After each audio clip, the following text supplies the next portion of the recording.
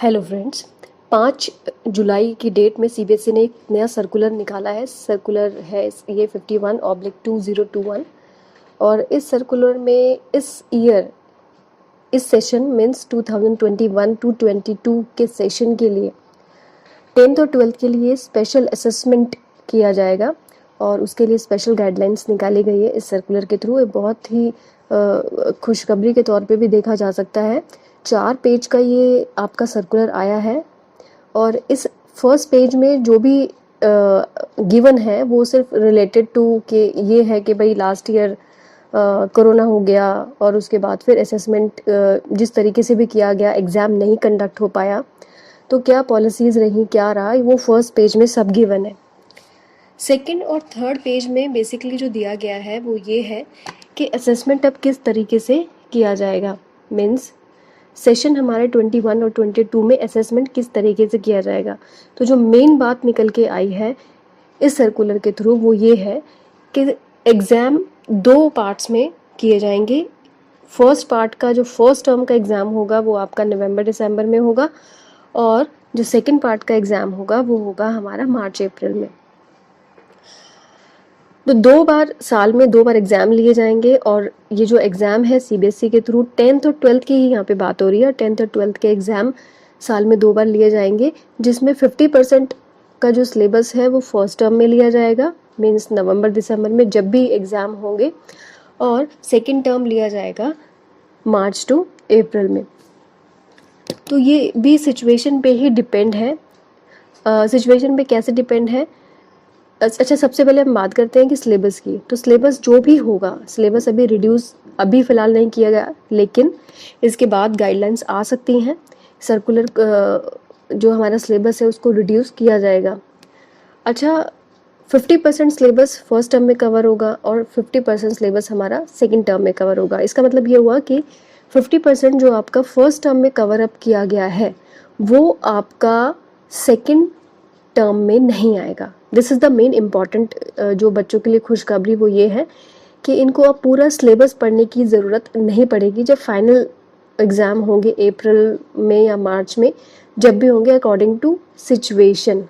तो यहाँ पे क्लियरली मेंशन है the syllabus of the academic session 2021 will be divided into 2 terms. तो ये बात पक्की हो गई है कि साल में कि 2 बार हमारा असेसमेंट होगा, 1 और 2, जिसमें 50% का सिलेबस ही कवर अप होगा। इसका मतलब ये हुआ कि जो हमारा मार्च अप्रैल में हमारा एग्ज़ाम होगा उसमें फर्स्ट टर्म का नहीं पूछा जाएगा। तो ये बहुत ही राहत देने वाली बात है बच्चों के लिए कि ये नहीं पूछा जाएगा। तो इसका मतलब ये हुआ कि लिमिटेड चीज़ ही पढ़नी पड़ेगी बच्चों को, ज़्यादा बर्डन इसमें नहीं पड़ेगा बच्चों पे कि पूरा सिलेबस किस तरीके से कवर अप किया जाए। और जो टॉपिक्स जो होंगे वो topics by the subject experts and the board will conduct examination at the end of each term on the basis of the bifurcated syllabus. तो सिलेबस कैसे बाइफर्केटेड होगा ये आपको गाइडलाइंस आगे मिल जाएंगी।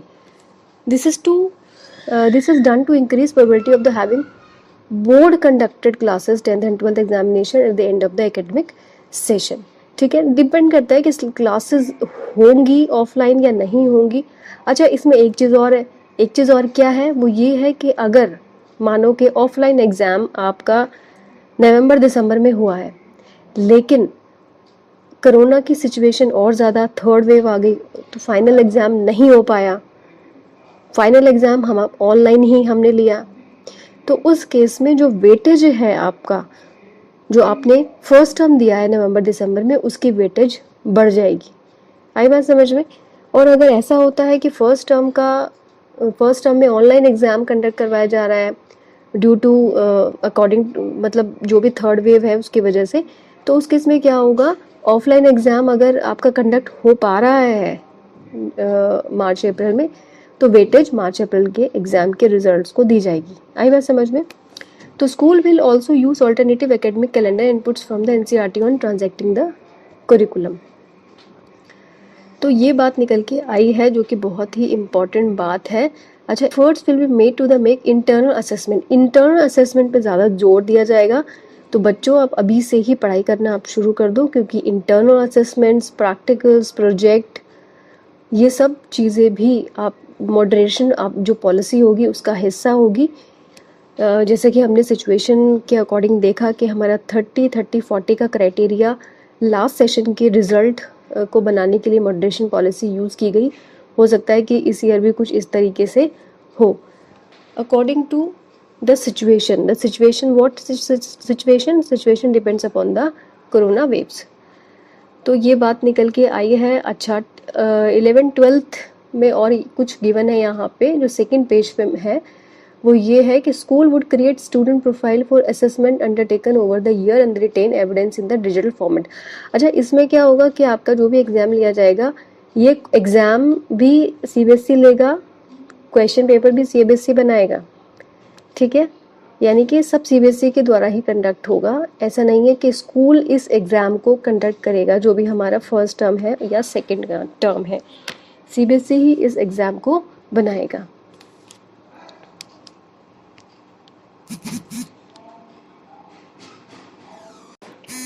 इन सब चीज़ों को बनाने के लिए सीबीएसई बहुत ही ज़्यादा इस पे वर्क कर रहा है, जिसमें गवर्नमेंट स्कूल्स का, प्राइवेट स्कूल्स के जितने भी एक्सपर्ट्स हैं सबको लिया जा रहा है और इस इंटरनल असेसमेंट को तैयार किया जा रहा है।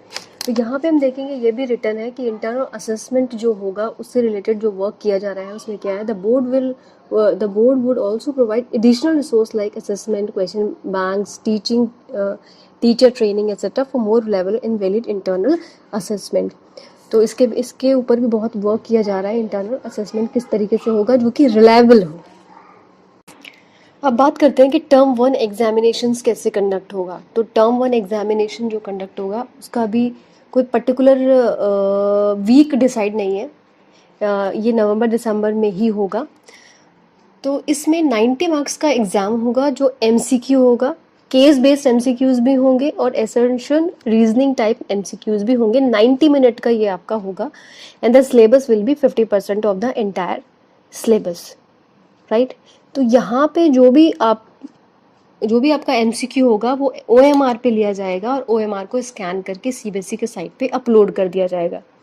This will be first term examination जिस तरीके से कंडक्ट होगा, ठीक है। अच्छा, marks of the term 1 examination will be contribute to the final overall score of the student. जब आपका फाइनल स्कोर किया जाएगा तो उसमें टर्म 1 का जो मार्क्स आपके आए हैं वो इंक्लूड किए जाएंगे।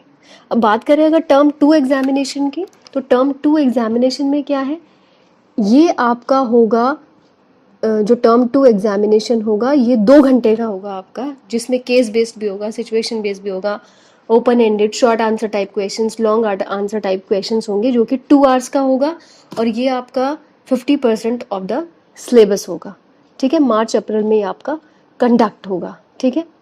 अच्छा, इन केस अगर सिचुएशन बिगड़ती है उस केस में क्या होगा, तो उस केस में देखो it depends upon the corona कि यहाँ पे अब हर चीज़ का सोल्यूशन कर लिया गया है कि अगर ऐसा होता है तो हम ऐसा करेंगे, ऐसा होगा तो सिचुएशन को इस तरीके से हैंडल किया जाएगा। तो यहाँ पे भी है तो ऑफलाइन एग्ज़ाम कंडक्ट करने की प्लानिंग, लेकिन इन केस अगर नहीं हो पाता तो उस केस में क्या होगा, 90 मिनट का MCQ किया जाएगा, ठीक है, और फिर फाइनल स्कोर में इसको इंक्लूड किया जाएगा और ओवरऑल जो रिजल्ट निकाला जाएगा वो टर्म 1 और टर्म 2 को ऐड करके निकलेगा। अच्छा, 100 मार्क्स का जो एग्ज़ाम होगा उसमें 20 मार्क्स का प्रैक्टिकल भी होगा। इट मीन्स 40 मार्क्स का टर्म 1 होगा और 40 मार्क्स का टर्म 2 होगा, ठीक है। आई बात समझ में। तो यहाँ पे फिर भी आगे और भी जो प्रॉब्लम के सॉल्यूशंस हैं कि अगर ऐसी सिचुएशन हो जाती है तब क्या किया जाएगा, इस सिचुएशन में क्या किया जाएगा। तो यहाँ पे सिचुएशन ये भी है कि मान लो कि हम टर्म 1 भी नहीं करवा पाते या टर्म 2 भी नहीं करवा पाते ऑफलाइन, तो उस केस में जो पॉलिसी हमने अभी मॉडरेशन पॉलिसी यूज़ की है, हो सकता है कि हमें वो मॉडरेशन पॉलिसी ही यूज़ करनी पड़ जाए जो कि 30-30 और 40 का जिसमें क्राइटेरिया रखा गया है। जो एग्ज़ाम आपका ऑफलाइन लिया जाएगा उसकी ज़्यादा वेटेज दी जाएगी और जो एग्ज़ाम आपका ऑनलाइन लिया जाएगा, ऑनलाइन असेसमेंट जिसका होगा उसकी वेटेज कम होगी। तो कुल मिला के इस सर्कुलर में ये है जो मेन पॉइंट्स मैंने आपको बताए हैं। हो सकता है कि इससे आपको बहुत ज़्यादा हेल्प भी मिले और आप अपने एग्ज़ाम की ठीक ढंग से अब प्रिपरेशन करना शुरू हो जाएंगे क्योंकि अब एग्ज़ाम के लिए आपको रेडी होना पड़ेगा, क्योंकि अभी हमारे पास अब ज़्यादा वक्त नहीं बचा है, कुछ ज़्यादा वक्त नहीं है हमारे पास। जुलाई स्टार्ट हो गया है, तो जुलाई, अगस्त, सितंबर, अक्टूबर, नवंबर, तो इस केस में यू हैव 5 मंथ्स, और इन 5 महीनों में आपको 50% सिलेबस अपना कवर अप करना है। ठीक है, थैंक यू वेरी मच।